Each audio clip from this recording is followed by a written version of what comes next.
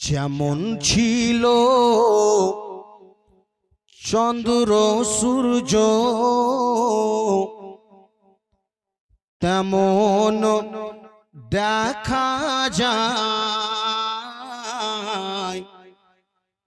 সব আছে জগতে আগের মতো শান্তি নাই। আসে বাবা শান্তি? আগের মতো শান্তি আছে? আপনাদের বাবা দাদাদের ওদের জীবনী পড়ুন, ওদের বেরাদার হিস্টোরিকে দেখেন। বেরাদার ইসলাম ছাতু পানি খেয়ে যা থেকে গিয়েছে, তাও শান্তি ছিল। এখন যদি বিরিয়ানি যদি প্রত্যেক দিন একটা বাড়িতে যদি খাওয়ান, তাও বাড়িতে অশান্তি লেগে থাকে। তো শান্তিটা নাই কেন বুঝতে পারবেন। যেমন ছিল চন্দ্র সূর্য তেমন দেখা যায়। সব আছে জগতে আগের মতো শান্তি নাই। যেমন ছিল পাহাড় নদী তেমন দেখা যায়। সব আছে জগতে আগের মতো শান্তি নাই।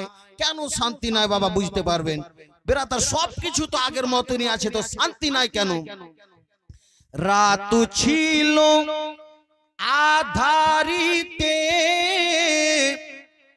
দিন ছিল আলো, পাল্টায়নি কোনো কিছু, সবই আছে ভালো। ঠিক কি ঠিক না বাবা? না কিছু পাল্টে গিয়েছে? কিছু পাল্টায়নি। ছন্দ বলতেছেন রাত ছিল আধারিতে,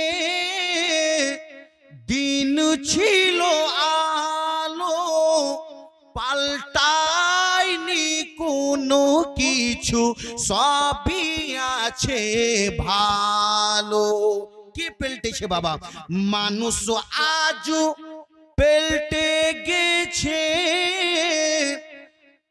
আগের মতো নাই। পরাজ আপন হলো, শত্রু যে নিজের ভাই। পরাজ আপন হলো, শত্রু যে নিজের ভাই। ভক্তি ভালোবাসা নিখোঁজ অপসুথায়। সব আছে জগতে আগের মতো শান্তি নাই। যেমন ছিল চন্দ্র সূর্য তেমন দেখা যায়। সব আছে জগতে আগের মতো শান্তি নাই। দুধ খাওয়া ভালো কি ভালো না বাবা? ভালো। আর মদ খাওয়া ক্ষতি। এবার শুনুন, দুধ খাওয়া ফায়দা আছে, মদ খেলে ক্ষতি। দুধের দোকান অন্ধকারে, মদের দোকানে বাতি। ঠিক কি ঠিক না বাবা? আজকে ইউনিভার্সিটি বড় বড় টাউনে যাবেন, লাইট লাগিয়ে একবার কত ঝাকমাক ঝাকমাক করছে। আর দুধ, এই আব্দুর রহমান দুধ নিয়ে যায়, এই আব্দুল কুদ্দুস দুধ নিয়ে যায়, এসে বাবা আপনার দরজাতে এসে বারে বারে বলছে। তারপর ৩-৪ বার বলার পরে আপনি লোটা জানিয়ে এসে আসলেন, নিয়ে গেলেন। সেই জন্য ছন্দ বলতেছেন, হায় রে দুধ খাওয়া ফায়দা আছে, মদ খেলে ক্ষতি। হায়রে দুধের দোকান অন্ধকারে, মদের দোকানে বাতি। তারপরে ছন্দ বলতেছেন বাবা, আসল সোনা যাই না চিনা, নকল সোনা ভালো। নিজের বউ ভালো লাগে না, পরের বউটা ভালো। নিজের বউ ভালো লাগে না, পরের বউটা ভালো। ভালো জিনিস ছেড়ে মন্দের দিকে তাকাই, সব আছে জগতে আগের মতো শান্তি নাই। যেমন ছিল পাহাড় নদী তেমন দেখা যায়, সব আছে জগতে আগের মতো শান্তি নাই। শেষ ছন্দ বাবা, একদম বেরাদারের শেষ ছন্দ বলতেছেন, হায়রে সব আছে জগতে আগের মতো শান্তি নাই, শুধু খাওয়া হারাম আর শুধু দেওয়া হারাম, সুদের টাকা থাকলে পেটে হবে না রে আরাম, শুধু খাওয়া হারাম আর শুধু দেওয়া হারাম, সুদের টাকা থাকলে পেটে হবে না রে আরাম, সুদের টাকা দেখা যায় প্রতি ঘরে ঘরে, উন্নতি হবে না রে ভাই সুদের টাকাতে ব্যবসা করে। তাই সাবিরুল কাদরি বলে কবরে হবে না ঠাই, তাই সাবিরুল কাদরি বলে কবরে হবে না ঠাই, সব আছে জগতে আগের মতো শান্তি নাই। যেমন ছিল চন্দ্র সূর্য তেমন দেখা যায়, সব আছে জগতে আগের মতো শান্তি নাই। মসজিদে নববী থেকে বের হয়ে বাড়ির দিকে চলে যান সাহাবীগণ মনে মনে ভাবতে লাগলেন একদিন হলে মানুষের কোনো সমস্যা হতে পারে, কিন্তু যে সাহাবী আবু দুজানা আজকে একদিন 3 দিন 4 দিন না কিছুদিন ধরে ফজরের নামাজের পরে দোয়া করেন না। সাহাবীগণ কিন্তু তিনারা নিজে বিচার করলেন না কার কাছে নিয়ে যাবেন, ওনার যে নবী পাক সাল্লাল্লাহু তাআলা আলাইহি সাল্লামকে ফলো করতেন, নবী পাক সাল্লাল্লাহু তাআলা আলাইহি সাল্লামকে বলতেন, হায় রে মুসলমান ওই সমাতে রে বাবা আমার নবী সাল্লাল্লাহু তাআলা আলাইহি ওয়াসাল্লাম রে বাবা সময়টা কাটতে লেগেছেন, সাহাবীগণ তাড়াতাড়ি করে ফজরের নামাজের সময়তে দোয়া করেন না। আজকে মুসলমান কেমন তিনারা ছিলেন, আজকে বেরাদার আমরাও নামাজ পড়ি, কিন্তু আমাদের নামাজ পড়তে গিয়ে যদি বেরাদার আমাদের যদি একটা মশা যদি কামড় মারে তো আগে মশাকে আগে জানাজা তার পড়বো আগে, ঠিক না বাবা, তারপরে নামাজ পড়বো। নামাজ হলো না রে তোর, নামাজের লইলি না খবর, নামাজ হলো না রে তোর, নামাজের লইলি না খবর। মসজিদে পড়লে আজান সবার আগে যাও, নামাজ শেষে বাইরে এসে সুদের টাকা খাও, নামাজ হলো না রে তোর, নামাজের লইলি না খবর। নামাজেরই নিয়াত করে দাঁড়িয়েছো নামাজে, মনটা যদি থাকে তোমার দুনিয়ারি কাজে, নামাজ হলো না রে তোর, নামাজের লইলি না খবর, নামাজ হলো না রে তোর, নামাজের লইলি না খবর। নামাজের ভিতর যদি মশা কামড় মারে, মশা তুমি আগে মারো, রুকু সাজদা ফেলে, নামাজ হলো না রে তোর, নামাজের লইলি না খবর, নামাজ হলো না রে তোর, নামাজের লইলি না খবর। নামাজ তোমার ধর্ম জানো, চুরি তোমার পেশা, এমন নামাজ কবুল হবে কেমনে করলে আশা, নামাজ হলো না রে তোর, নামাজের লইলি না খবর, নামাজ হলো না রে তোর, নামাজের লইলি না খবর। ও মুসলমান সোনা মানিকেরা, ভাইরা গো, আমার নবী পাকের সাহাবীগণ কেমন নামাজ পড়েছে, আজকে মুসলমান আমরা কেমন নামাজ পড়ি রে বাবা। ওই সমাতে আবু দুজানা আমার নবী পাকের বিখ্যাত সাহাবী রে বাবা, যখন নবী পাকের সকল সাহাবীগণ যখনই বলেছেন, আমার দয়ার নবী মুস্তাফা বললেন, সাহাবারা রে তোমরা কিছু কথা বলবে না, আমি ওই আবু দুজানাকে আমি দিক জিজ্ঞাসা করতেছি, কেমন করে তিনি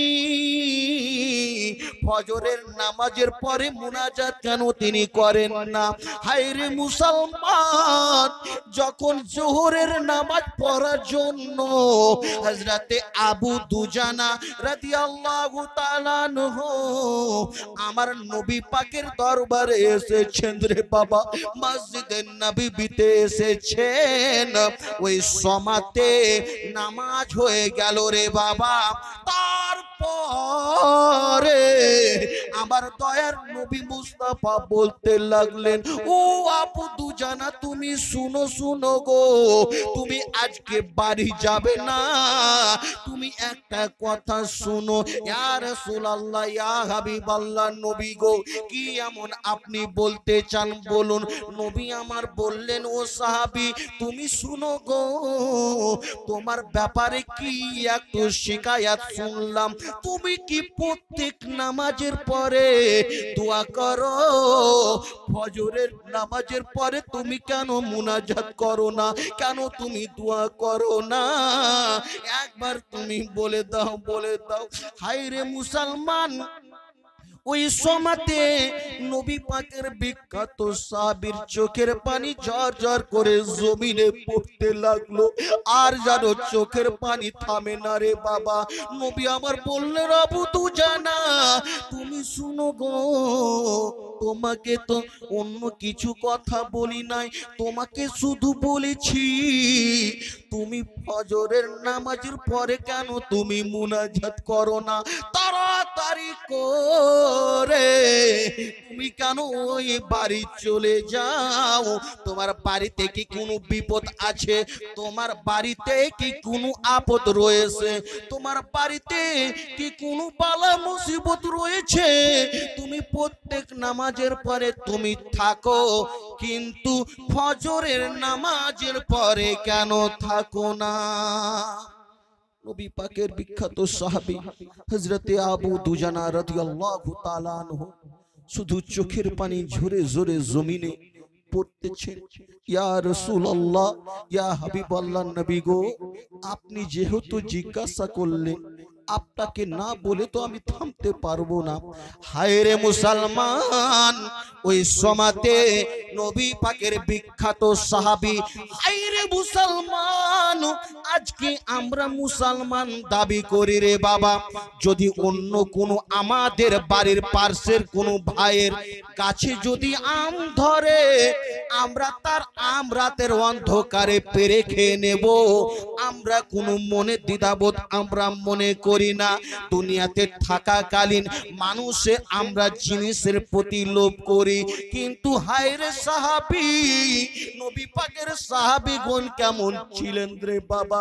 ওই সময়তে আবু দুজানা রাদিয়াল্লাহু তাআলা আনহু দু চোখের পানি ঝরঝর করে জমিনে পড়তেছেন। ইয়া রাসূলুল্লাহ, ইয়া হাবিবাল্লাহ, নবী গো, আমি এই জন্য ফজরের নামাজের পরে আমি আপনার কাছে থাকি না। সালাম ফিরা হলে আমি তাড়াতাড়ি করে নিজের বাড়ি চলে যাই। ইয়া রাসূলুল্লাহ, ইয়া হাবিবাল্লাহ, নবী গো, আমার বাড়িতে 1-2 দিন 3 দিন ধরে কোনো খাবার থাকে না। আমার ছোট ছোট ছেলে রয়েছে, আমার ছোট ছোট বাচ্চারা রয়েছে। যখনই আমার ছেলেগুলো যখন ওই রাতের অন্ধকারে আমার বাড়ির পাশে একজন ইহুদির খেজুরের বাগান রয়েছে, আমার বাড়ির পাশে একজন ইহুদির 2টি খেজুরের গাছ জানো আমার বাড়ির আগনার দিকে ঝুলে রয়েছে। যখন রাতের অন্ধকার হয় ওই সময়তে ওই গাছের খেজুরগুলো ঝরে ঝরে আমার আগনাতে পড়ে যায়। যখন আমার ছেলেগুলো ইয়া রাসূলুল্লাহ এইদিকে আমি নামাজ পড়ার জন্য আসি, আর ওই খেজুরের জানো খেজুরগুলো সারা রাত আমার আগনার দিকে পড়তে থাকে গো নবী। আমার ছেলেগুলো ওই খেজুরের যদি নিয়ে নিজের মুখে দিয়ে দেয়, ওই ইহুদিকে তো বলা নাই কি তার খেজুরগুলো পড়ে গেলে খেতে পারবে। ইয়া রাসূলুল্লাহ, ইয়া হাবিবাল্লাহ, নবী গো, আমি এই জন্য তাড়াতাড়ি করে আমি জানো ফজরের নামাজের পরে তো জানো মুনাজাতটা করতে সময় পাই না, আমি থাকি না, তাড়াতাড়ি করে যাই আর ওই খেজুরগুলোকে নিজের আগনা থেকে ইহুদির আগনার দিকে আমি চালিয়ে দিই। আমি জানো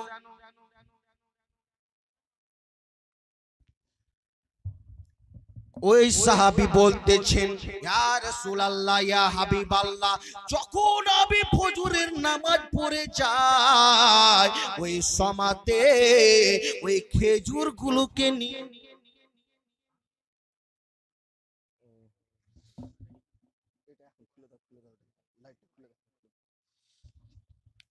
বিরাদার, আমার নবী পাক সাল্লাল্লাহু তাআলা আলাইহি ওয়াসাল্লামের বিখ্যাত সাহাবী হযরতে আবু দুজানা রাদিয়াল্লাহু তাআলা আনহু বলতে লাগলেন, ইয়া রাসূলুল্লাহ, ইয়া হাবিবাল্লাহ গো, যখন আমি রাতের অন্ধকারে যত খেজুরগুলো আমার আগনাতে পড়ে থাকে গো নবী, ওই খেজুরগুলোকে নিয়ে আমি ওই ইহুদির জানো গাছের তলাতে চালিয়ে দিই, ইহুদির বাড়ির দিকে চালিয়ে দিই। কি খেজুরও থাকবে না, আমার ছেলেগুলো খেজুরও খেতে চাইবে না।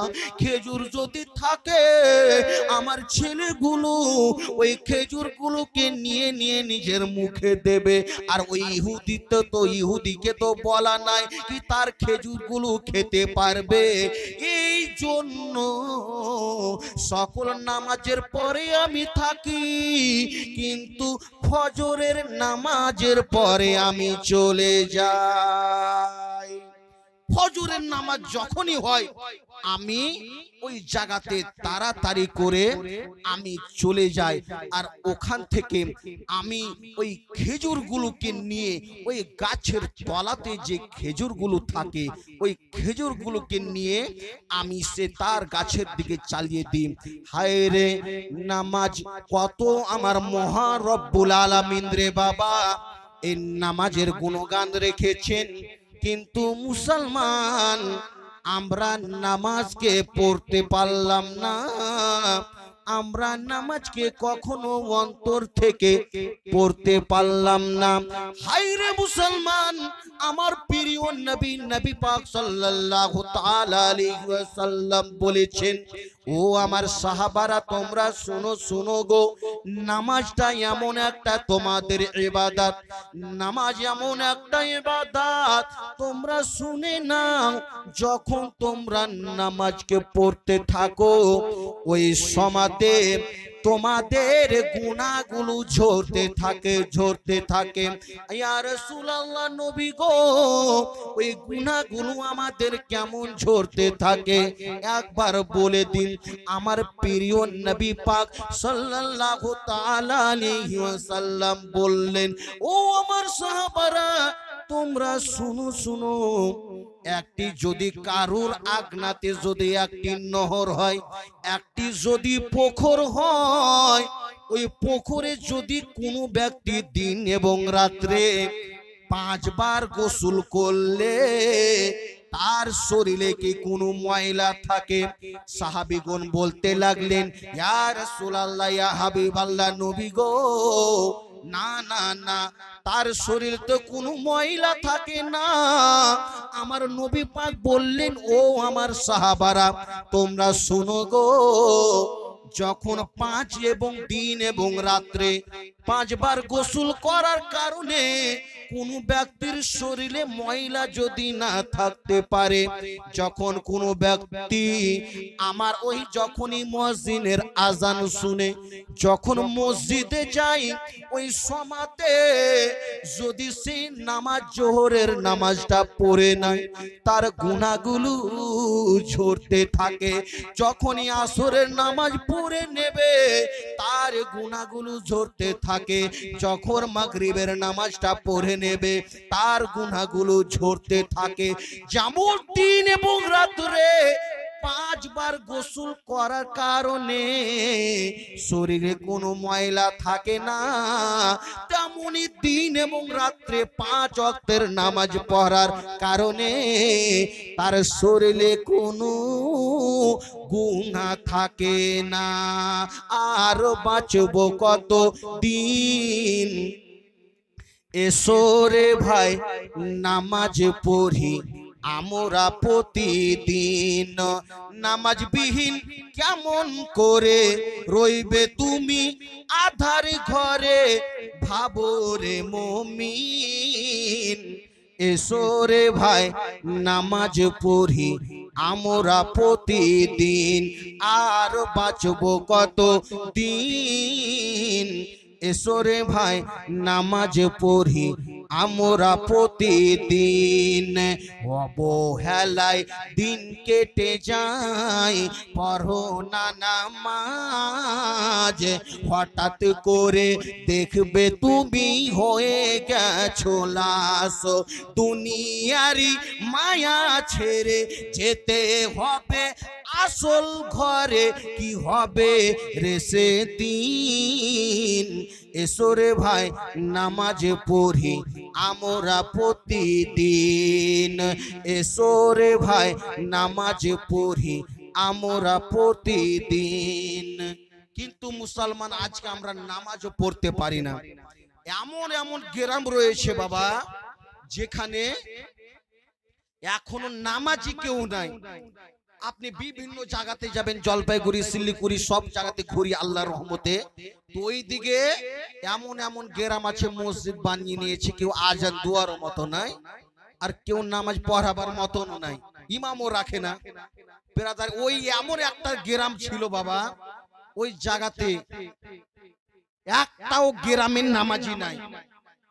তো ওই সমাতে গ্রামের মরল একদিন প্রচুর চিন্তাতে পড়ে গেছে, হায় রে আমাদের গ্রাম থেকে অনেক রিস্তা নিয়ে আসে, অনেক মেয়েকে দেখতে আসে, আর যখনই শুনে কি এই গ্রামে একটাও নামাজি নেই, তো ওই আর বাড়ি গিয়ে আর কোনো খবর দেয় না। তো শুন, মরল চিন্তাতে পড়ে গেছে, একটা কথা বলতেছে, শুন কাকে বলা যায়। একজন ডেকেছে, ওই লোকটার মাথা একটু ছিট ছিল, যখনই ডেকেছে বলতেছে, শুন তুই যদি 40 দিন যদি 5 ওয়াক্তের নামাজ যদি পড়তে পারিস, তোকে 10,000 টাকা দিব।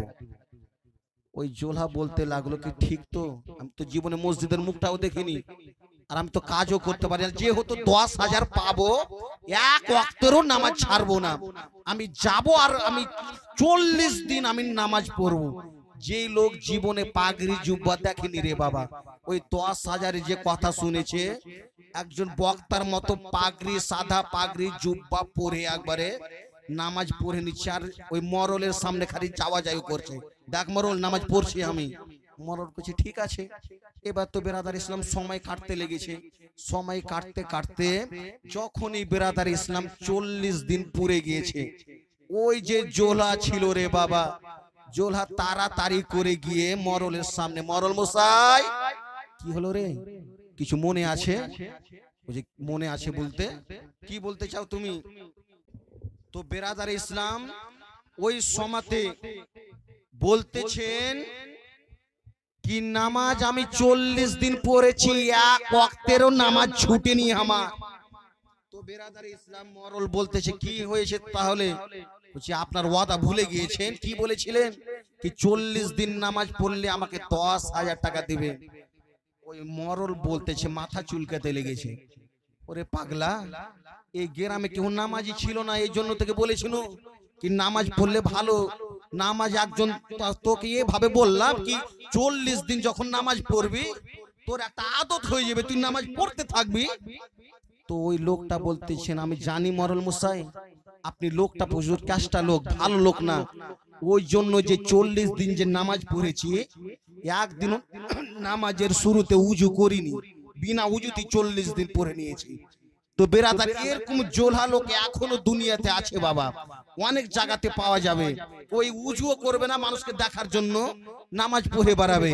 তো তেমনই বেরাদার ইসলাম মুআজ্জাজ সামনে কিরাম, যেহেতু বক্তায় চলে এসেছেন বেরাদার ইসলাম, আর আমি আমার বক্তব্যকে আর আমি বেশি বাড়াবো না।